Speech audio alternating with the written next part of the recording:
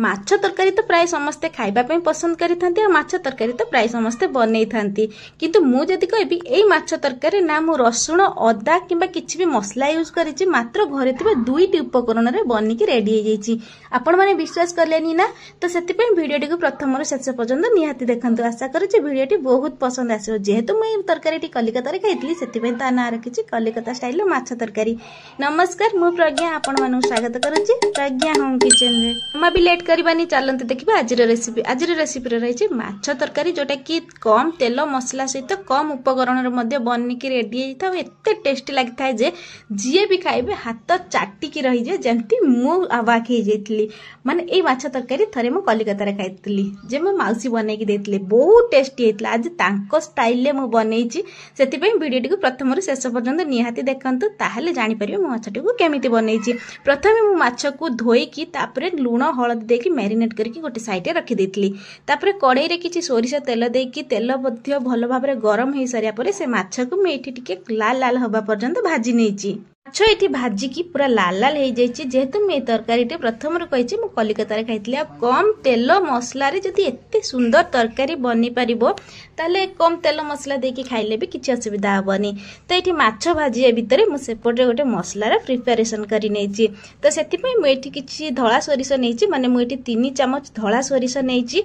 ता सहित मु एठी 1.5 चमच पोस्त दाना नेछि। से मसला पई माने तरकारी पई बहुत कम मसला दरकार हेइथे मात्र धळा सोरिष आ पोस्त ए दुईटा ही दरकार हेइथे। आपण जति के कड़ा खाइया पई पसंद करंती सेही अनुसार कंचा लंका नै परिबे। मु एठी मात्र 2टी कंचा लंका नेछि। ता सहित मु एठी पियाज 3टी बड़ पियाज नेछि। ए माछ तरकारी रे के पियाज रो क्वांटिटी अधिक हेइथे आ पियाज को जमा भी चुना चुना करके काटिबेनी बस एही भली लंबा लंबा पीस रे रखिबे।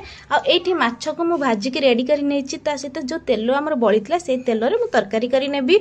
सेति पे तेल मध्ये गरम अछि। से गरम तेल रे मु एठी गोटे चमच कला जीरा देइथिली। मु कला जीरा को किछि समय भाजी नबा परे काटि के रखिते पियाज को एठी ऐड करिछि। आ मने रखिबे पियाज जमा भी चुना चुना पियाज ऐड करिबेनी। पियाज को टिके लंबा लंबा साइज रो ही करिवे। ता सहित पियाज को जमा भी कड़ा भजा करिबेनी। चेष्टा करिवे जंती पियाज रो कलर टिके चेंज हे जिवो पियाज टिके नरम हे जिवो बस सेतिकी पर्यंत मु भाजिछि। पियाज टे जंती पिंक कलर देखाते जमा भी लाल कलर देखा जिवोनी। पियाज को एठी किछि समय भाजी नबा परे मु काटि के रखितबा टमाटो को ऐड करिछि। टमाटो को मध्ये सेमती लंबा लंबा साइज रो ऐड करिछि। आ एठी मु 2 रु 3टी टमाटो ऐड करिछि। आपण जेतिकी टमाटो ऐड करिपा को चाहिबे माने जदी आपनकर बड़ बड़ टमाटो अछि तले 2टा ऐड करि परबे। जेहेतु मु छोटो टमाटो यूज करतली सेति पे मेटी 3टी टमाटो ऐड करिछि।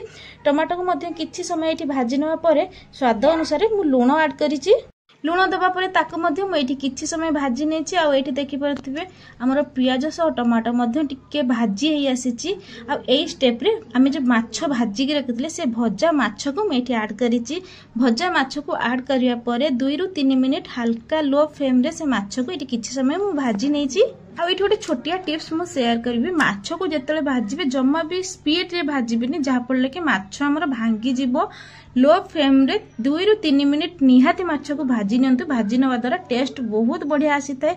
माछ को किछि समय भाजी नै सारिया परे आमे जो बाटी के रखितले सोरिष आ पोस्त एठी मु सोरिष आ पोस्त को देई के जस्ट किछि समय माने 10 रु 15 सेकंड मु से को भाजी नैछि।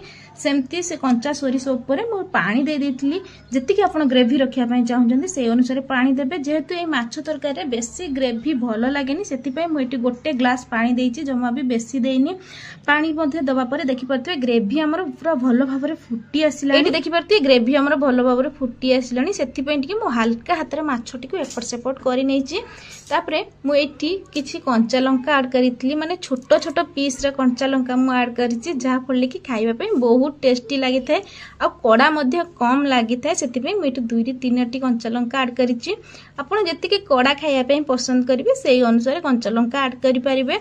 से सब को देई सरिया पर किछि समय मु फुटिया पई छाडी देछि। आ एठी देखि परथिबे माने ग्रेवी हमर पूरा भलो भाबरे सुखी जाइछि। ता कलर मध्ये पूरा चेंज हे जाइछि।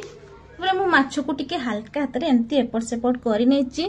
एपट सेपट करि नै सरिया परे एठी मु आधा चमच चीनी ऐड करिछि। चीनी निहाती ऐड करंतु। चीनी ऐड करिया द्वारा हमर माछ रे जो टिके मीठा मीठा टेस्ट आसे बहुत भल लगी था। ता सहित एठी टिके मु लेंबू मध्य चिपुड़ी जस्ट 2 ରୁ 4 ठोपा लेंबू मध्य मु एठी ऐड करिची। तापरे लेंबू को ऐड करिवा परे किछि समय मु एपट सेपट करि नै सारिया परे ताको किछि समय फुटिया पई छाडी देतली। जेतु चीनी और लेंबू हमर भलो भाबरे मिसी जिवा परे किछि कंचा सोरिष तेल मु एठी ऐड करतली। एटा मोस्ट इंपोर्टेंट।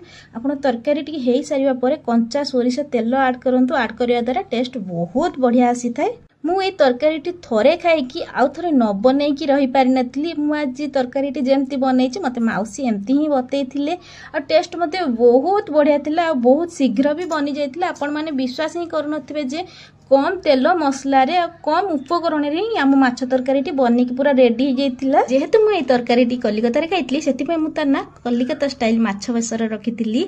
आपण माने भी थोरे थोरे निहाती बनांतु ताहले जानि परिबे केते टेस्ट थिला आ केते कम जिंस रे बनितिला, कम उपकरण रे मध्ये बनि जाइतिला, कम समय रे मध्ये बनिकी रेडी हो जाइतिला। आ थोरे खाइले बारंबार खाइकी बेबा पय इच्छा करबे। एटा मु ग्यारंटी देकी कहि परिबी। आपण मानक मो वीडियोटी किपरि लागिला। जदि मो वीडियोटी आपण मानक भलो लागिथिबो लाइक कमेंट शेयर और सब्सक्राइब निहाती करंतु। ता छडा जदि मो चैनल ले नुवा आसीथिबे सब्सक्राइब निहाती करंतु। पाखरे थिबा बेल आइकन को प्रेस करंतु जहा पड़ले कि मु जा भी नुवा नुवा वीडियो अपलोड करबी आपण मानक पाको प्रथम नोटिफिकेशन जीवो। इंस्टाग्राम रे किबा फेसबुक रे देखथले फॉलो त निश्चय करंतु। रहिली देखाबा आगटे नुवा वीडियो रे।